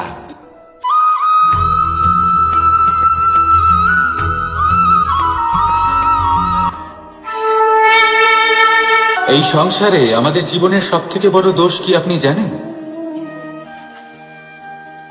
কেউ বলবেন লোভ, কেউ বলবেন লালসা, কেউ বলবেন অসত্য। দেখুন, দুঃখের মূল কারণ হলো পরিশ্রম না করা। কিছু মানুষ ভাবেন যে আমি জীবনে কোনো পরিশ্রম করব না, অথচ আমি সবকিছু প্রাপ্ত করতে চাই। আর এমন এক কারণের জন্যই দূতের মতো খেলা আমাদের জীবনে প্রবেশ করার সুযোগ পায়। দূত। এই দূত আসলে কি? দূত অর্থাৎ কোনো পরিশ্রম ছাড়াই অন্য কেউ পরিশ্রম করে যা অর্জন করেছেন, যে সুখ সুবিধা অর্জন করেছেন, তা নিজের জন্য শুধুমাত্র একটা খেলার মাধ্যমে নিজের করে নেওয়ার ইচ্ছে। আর এই ইচ্ছে অত্যন্ত বিনাশকারী হতে পারে। এই ইচ্ছে যদি আপনার বিবেক, আপনার মন, আপনার চেতনা, আপনার ভাবনা প্রবাহিত করে ফেলে, তারপরে আপনি চেষ্টা করতে শুরু করে দেবেন, আর সেইখান থেকেই আপনার পতন শুরু হবে। এই চেষ্টা করবেন যে অন্য কারোর জীবনের সমস্ত ধন, তার সমস্ত জীবন সম্পূর্ণভাবে নিজের করে নেওয়া। কারণ প্রথমে আশা জাগ্রত হয়, আর এই আশা হতাশায় পরিণত হতে সময় লাগে না। এই হতাশা কুণ্ঠায় পরিণত হতে সময় লাগে না, কুণ্ঠা লোভে পরিণত হতে সময় লাগে না, আর এই লোভ প্রতিশোধ স্পৃহাতে পরিণত হতে সময় লাগে না। আর যখন এই সব কিছু হয়, আপনি দুষ্ট হয়ে যান। আর সবাই জানেন যে প্রত্যেক দুষ্ট ব্যক্তির পতন হলো অবশ্যম্ভাবী। তাই নিজেকে দূতের থেকে দূরে রাখুন আর পরিশ্রমকে নিজের কাছে টেনে নিন।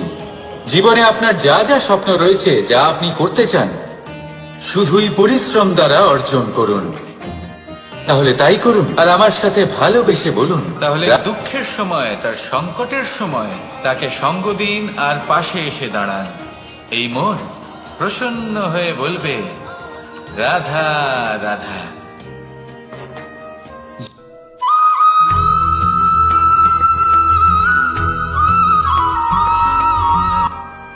জীবনে এমন কিছু কাজ রয়েছে যা আপনাকে একাই করতে হয়, আর এমন কিছু কাজ রয়েছে যা আপনাকে একসাথে মিলে করতে হয়, একজোট হয়ে, সঙ্গবদ্ধ হয়ে। এবার সঙ্গবদ্ধ বলতে কি বোঝাতে চাইছি? আমি তাদের কথা বলছি না যারা বাস্তবিকভাবে একে অপরের সাথে কাজ করেন। আমি তাদের কথা বলছি যারা একে অপরের থেকে দূরে থেকেও একে অপরকে বিশ্বাস করেন। আমি আগেও বলেছিলাম, সমস্ত বিশ্বের আশা বিশ্বাসেই বসবাস করে, তাই না? তাই যেখানে সমস্ত বিশ্ব আছে, সমস্ত সংসার আছে, সেইখানেই বিশ্বাস রয়েছে।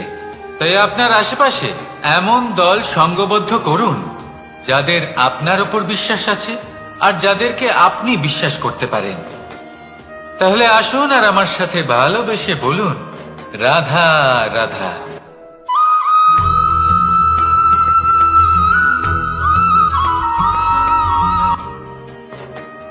জীবনে সবথেকে বেশি গুরুত্বপূর্ণ বস্তু কি?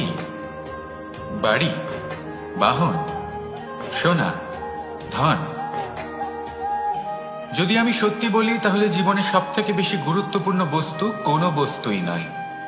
যদি কিছু গুরুত্বপূর্ণ থাকে তাহলে তা হলো অনুভূতি, করুণা, মিত্রতা, মাতৃত্ব, বাৎসল্য, আর সব থেকে বেশি গুরুত্বপূর্ণ ভালোবাসা। নিজেদের এই জীবনে যদি আপনি শুধুমাত্র বস্তুর খেলাতে মেতে থাকেন তাহলে জীবনে আনন্দ কখনোই থাকবে না। নিজের এই জীবনকে অনুভূতির পীঠস্থান বানিয়ে তুলুন। এই মন প্রসন্ন হয়ে বলবে, রাধা রাধা।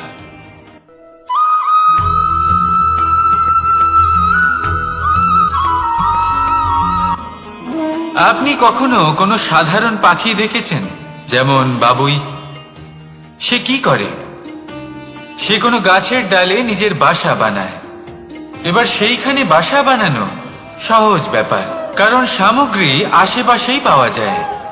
কিন্তু সমস্যা হলো আক্রমণ। কোনো সাপ বা অন্য কোনো পশু ওর বাসাতে ওর সন্তানদের উপর না আক্রমণ করে বসে, এই ভয়ে তার সব সময় থাকে।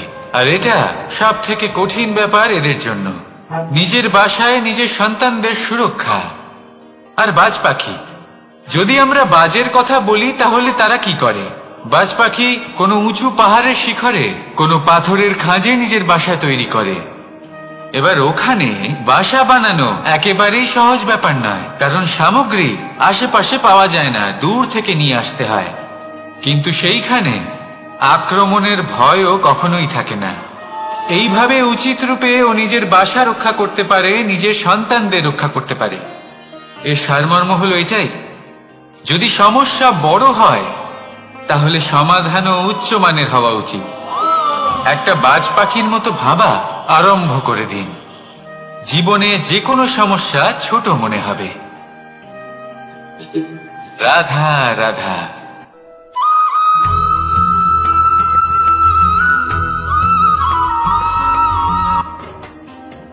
যখনই কোনো ঘূর্ণিঝড় আসে, কোনো প্রলয়ে আসে, তখন দেখবেন তা কত বৃহৎ প্রভাব ফেলে, কত বড় বিনাশ ঘটায়, বিধ্বংস সৃষ্টি করে। যখন বন্যা আসে তখন কত গভীর প্রভাব ফেলে, কত সর্বনাশ ঘটায়। নদীর পাড়ও ভেঙে বয়ে নিয়ে যায়। সেখানে কোনো গাছকে দেখুন, শান্তভাবে দাঁড়িয়ে থাকে, চুপ করে, আর নিজের কাজ করে, ছায়া প্রদান করে, ফল প্রদান করে, কোনো শব্দ না করেই নীরবে কর্ম করে। যদি নদীর কথা বলি, নদী যখন বয়ে চলে খেতে জল প্রদান করে, বনস্পতিদের প্রাণ প্রদান করে, আমাদের পানীয় জল দেয়। এত মহান কাজ করে কোনো শব্দ না করে, নীরবতার সাথে। এ হলো এক শিক্ষা যে এই সংসারে যারাই মহান কর্ম করেন তারাই নীরব থেকে সেই কর্ম করতে থাকেন, কারণ ওনারা জানেন যে গুরুত্বপূর্ণ প্রচার নয় বরং কর্ম। আর যারা রুদ্রের সাথে থাকেন, কোলাহল করেন, তারা শুধুমাত্র ধ্বংসই করেন। এবার আপনি মৌন থেকে শুধুমাত্র কর্ম করে মহান হতে চান, নাকি রুদ্রের সাথে থেকে বিধ্বংস ঘটাতে চান? সিদ্ধান্ত আপনারই। আসুন আর আমার সাথে ভালোবেসে বলুন, রাধা রাধা।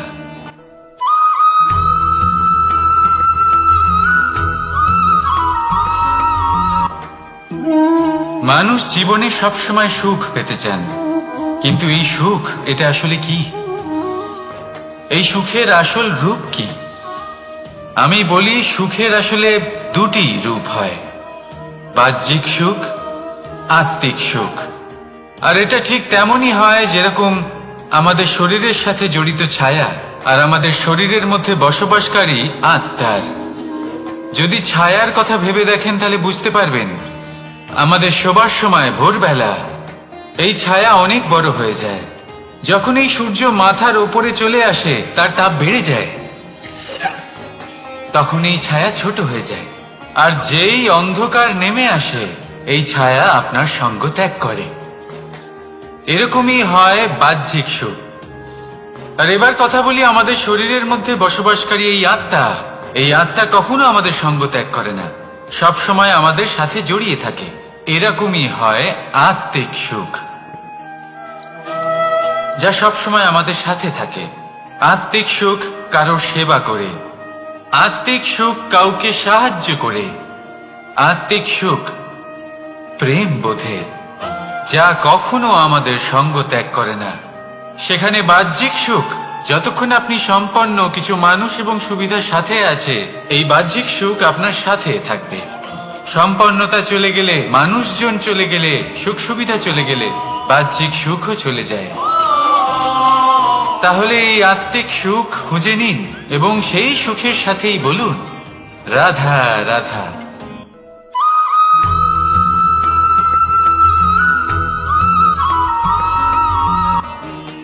আপনি জীবনে কি হবেন সেটা আপনার পরিশ্রম, আপনার নিরন্তর প্রয়াস আর আপনার নির্বাচিত দিশার উপর নির্ভর করে না।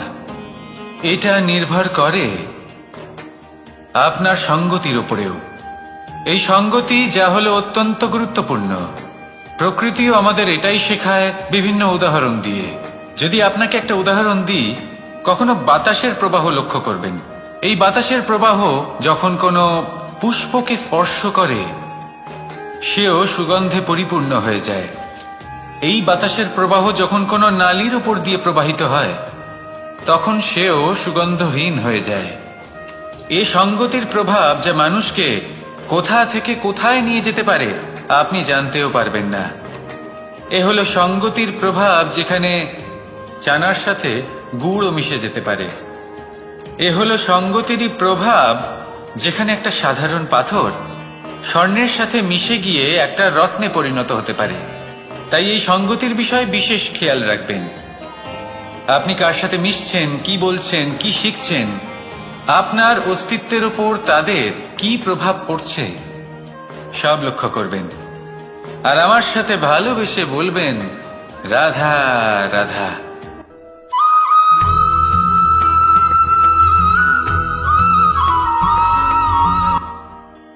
মানুষ এক অত্যন্ত বিচিত্র প্রাণী।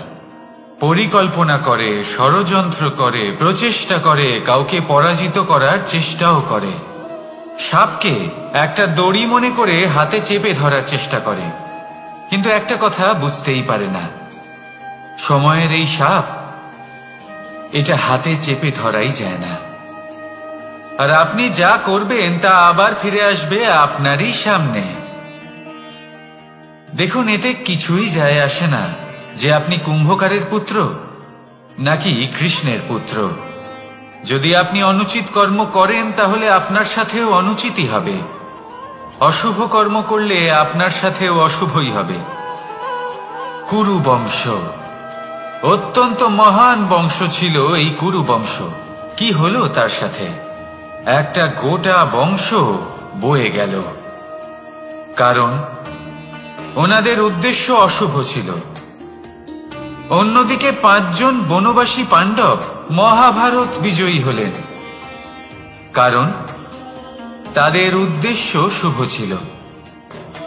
তাই মনে রাখবেন, শুভ অগ্নি প্রজ্বলিত করবেন, শুভ তাপ সঞ্চার হবে। অশুভ অগ্নি প্রজ্বলিত করবেন, নরকেই জ্বলতে হবে। তাহলে আসুন আর আমার সাথে ভালোবেসে বলুন, রাধা রাধা।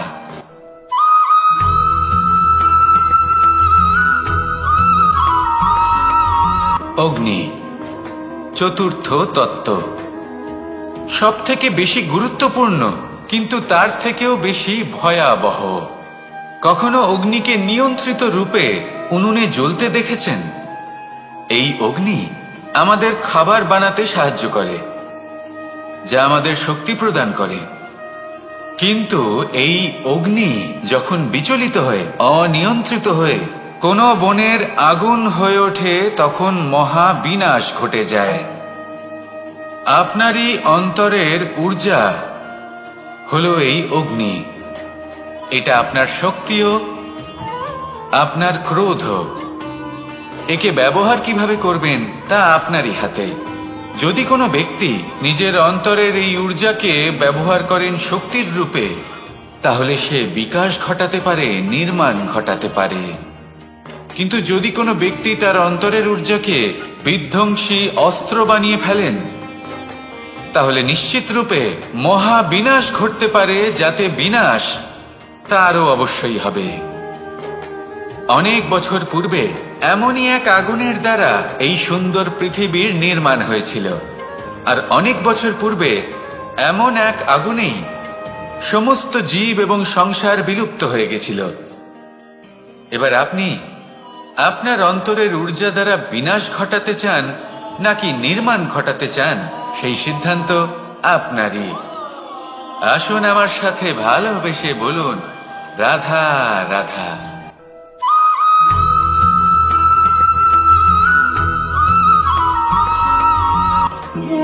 মানুষ জীবনে সবসময় শিখরে পৌঁছতে চায়, অনেক উঁচুতে উঠতে চায়, আর তার জন্য তারা কি না করে, পরিকল্পনা করে, ষড়যন্ত্র করে, প্রার্থনা করতে থাকে, আবার কারোর কাছে সাহায্যও চায়। কিন্তু এত কিছু করা সত্ত্বেও অনেক সময় মানুষ শিখরে পৌঁছতে পারে না।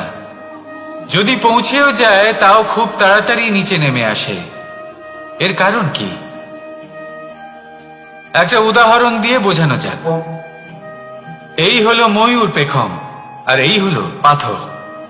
যদি এই পেখমকে হাওয়ায় ছুঁড়ে দিই তবে ও উড়তে থাকে, কিন্তু এই পাথর অতি শীঘ্রই মাটিতে নেমে আসে। এর কারণ কি? ভার। এই পাথর হলো ভারী, আর এই শিক্ষাই আমাদের গ্রহণ করতে হবে।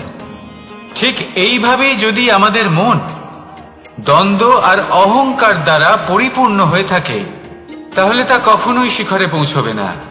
পৌঁছে গেলেও খুব শীঘ্রই মাটিতে নেমে আসবে। তাই এই মনকে হালকা করতে শিখুন, অহংকারকে, এই হিংসাকে ত্যাগ করুন। তারপর উঁচুতে উড়ে তো দেখুন কত উঁচুতে উড়তে পারবেন আপনি। আসুন আমার সাথে ভালোবেসে বলুন, রাধা রাধা।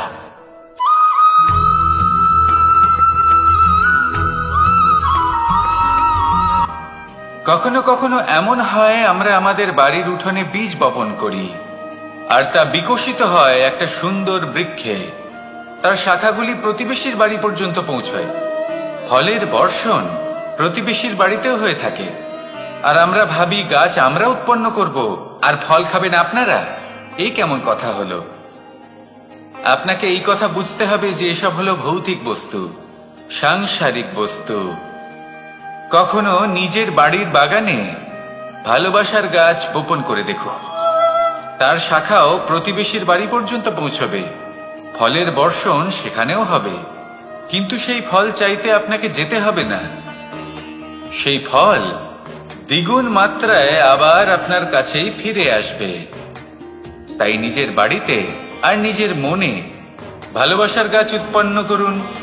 এই জীবন প্রসন্ন হয়ে বলবে, রাধা রাধা।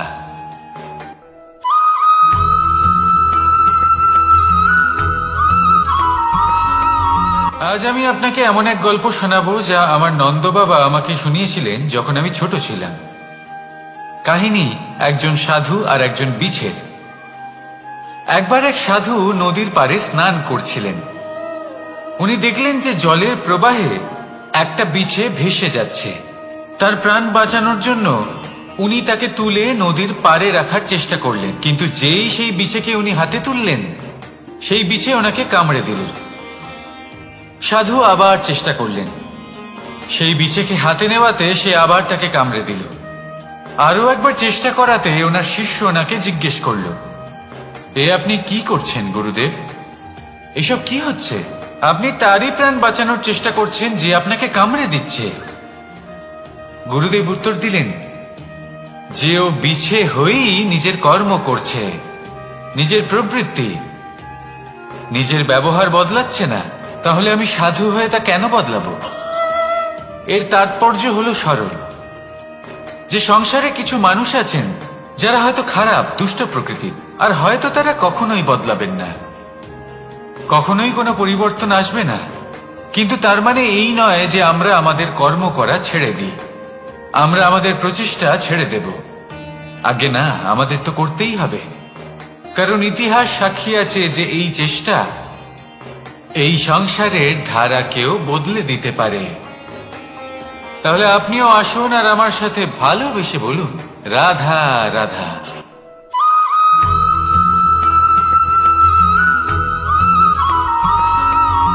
অ দিয়ে অন্ত, আ দিয়ে আরম্ভ, এই দুইয়েরই রাশি সমান। যদি আপনি মন দিয়ে দেখেন তবে দেখবেন এদের সম্পর্ক খুবই নিবিড়। কিভাবে? যখন কোনো কিছু শুরু হয় এটা নিশ্চিত হয়ে যায় যে তা সমাপ্তও হবে। আরম্ভই যদি না হয় তার সমাপ্তও হবে না। যা আরম্ভ হয়েছে তার সমাপ্তি হলো অবশ্যম্ভাবী। এটাই হলো প্রকৃতির নিয়ম, একে এড়ানো যায় না। এবার এই কথা আমরা সকলে জানি। এবার মানুষ কি ভাবে যে সমাপ্তির পরে কি হতে পারে, এর উত্তর তাদের কাছে নেই। তাদের উচিত অন্য কোনো বিষয় ভাবা যা বেশি গুরুত্বপূর্ণ। এবার মানুষ এটা জানে না যে মৃত্যুর পরে কি হতে পারে, কিন্তু এই কথা অবশ্যই জানে যে জন্ম থেকে মৃত্যু পর্যন্ত এই সময়, যাকে আমরা জীবন বলে থাকি, এই সময় আমরা কর্ম করতে পারি। এই কথা তো আমরা জানি। তাহলে এমন কি কর্ম করা যেতে পারে যা আমাদের সমাপ্তির পরও আমাদের প্রাসঙ্গিক করে রাখতে পারে, এই বিষয়ে ভাবা উচিত। যে জন্মগ্রহণ করেছে তার মৃত্যু হবেই, এটা সাধারণ বিষয়। কিন্তু ইতিহাস আজও সেই সকল মানুষজনকে স্মরণ করেন যাদের এই সংসার তাদের মৃত্যু নয়, বরং তাদের জীবনকালে যে কর্ম তারা করেছেন তার দ্বারা মনে রাখেন। সেই কর্মের কারণে এই সংসারে তাদের নাম, তাদের কর্ম, তাদের ব্যক্তিত্ব, তাদের কীর্তি অমর হয়ে থাকে এবং থাকবে। আপনার কাছে এতটা সময় নেই যতটা আপনার মনে হচ্ছে আপনার কাছে আছে। সেই জন্য যত শীঘ্র সম্ভব শ্রেষ্ঠ কর্ম করুন, যতটা পারবেন ততটা অধিক সুকর্ম করুন। এই সংসারে নিজেকে অমর করে তুলুন আপনার মৃত্যুর পরেও। আর আমার সাথে ভালোবেসে বলুন, রাধা রাধা।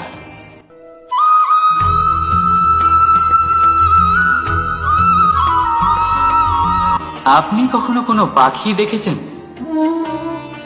তীব্র বায়ু, ভয়ানক বর্ষা, হিংস্র জীব একাধিকবার তাদের বাসা নষ্ট করে দেয়, কিন্তু তাও সে ঝড়ের সাথে ঝগড়া করে না।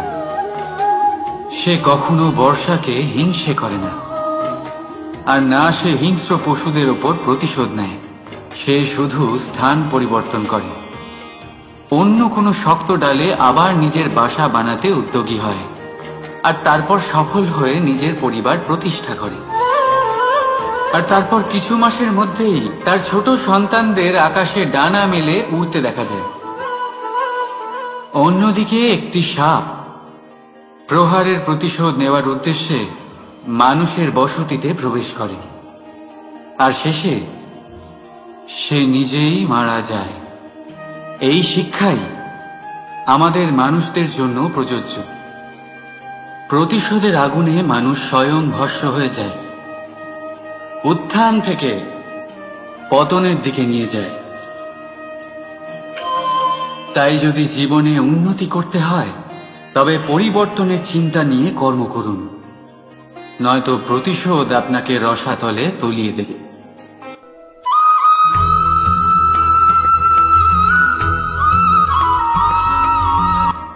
ওমা, এ কি? আমি কখন থেকে এখানে অপেক্ষা করছি, হাত পেতে দাঁড়িয়ে রয়েছি যাতে একটা ফল আমার হাতে এসে পড়ে এবং সেটা আমি খেতে পারি। কখন থেকে অপেক্ষা করছি, কিন্তু সেটা হচ্ছেই না। এবার আপনি বলবেন যে এসব কি বলছি, এই কি অদ্ভুত কথা বলছি। যদি ফল খেতে হয় তাহলে আমাকে বৃক্ষে চড়তে হবে, ফলের কাছে পৌঁছতে হবে, তবেই তো ফল পাবো। এবার এটা অত্যন্ত সহজ ব্যাপার, কিন্তু এই বিষয়টা আপনি নিজের জীবনের প্রসঙ্গে ভেবে দেখুন। লক্ষ্য কোথায় আছে আপনি জানেন, সেই লক্ষ্যে পৌঁছানোর পথ কি সেটাও আপনি জানেন, সেই পথে চলার ক্ষমতাও আপনার রয়েছে, কিন্তু তাও আপনি নিজের লক্ষ্য লাভ করতে পারছেন না। কেন?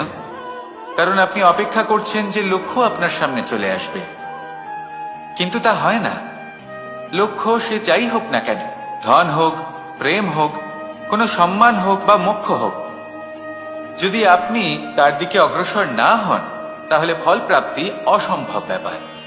তা কোনোদিনই হবে না। সেই জন্য আপনার চোখের সামনে আপনি যদি নিজের লক্ষ্যকে দেখতে পান, তাহলে উঠুন এবং সেই দিকে অগ্রসর হতে শুরু করুন। নিজের অন্তরের সকল অশুভ গুণ দূর করুন, অলসতা ত্যাগ করুন, অজ্ঞানতা ত্যাগ করে দিন এবং চলতে থাকুন। অবশ্যই মনোবাঞ্ছিত ফল লাভ করতে পারবেন। মনে রাখবেন, চলতে থাকলে তবেই লক্ষ্য প্রাপ্তি হবে। অপেক্ষার দ্বারা শুধুমাত্র মৃত্যু লাভ হবে। আসুন আমার সাথে ভালোবেসে বলুন, রাধা রাধা।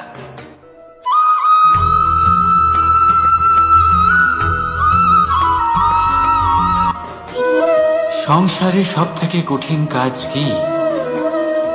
কেউ বলবেন পর্বত আরোহণ করা, কেউ বলবেন সাঁতার কাটা, কেউ বলবেন আকাশে ওড়া। কিন্তু বাস্তবে সত্যি কি এগুলি কঠিন?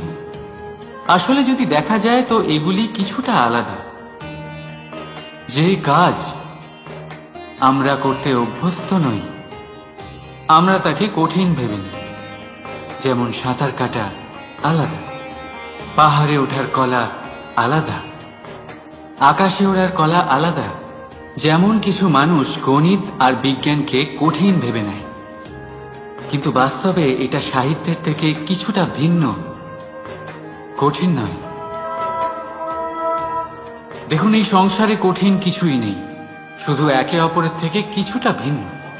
যেমন কোনো মানুষ হন, সম্পর্ক হোক, কারোর চিন্তাধারা বা বিচার বুদ্ধি হোক, কখনো কখনো আমরা বুঝতে পারি না, কারণ আমাদের চিন্তাধারা ও বিচার বুদ্ধির থেকে সেগুলি আলাদা। কিন্তু যদি এটা বুঝে নেওয়া যায় যে সেটা কঠিন নয়, একটু ভিন্ন মাত্র, তাহলে অনেক সম্পর্ক বাঁচানো যেতে পারে। রাধা রাধা।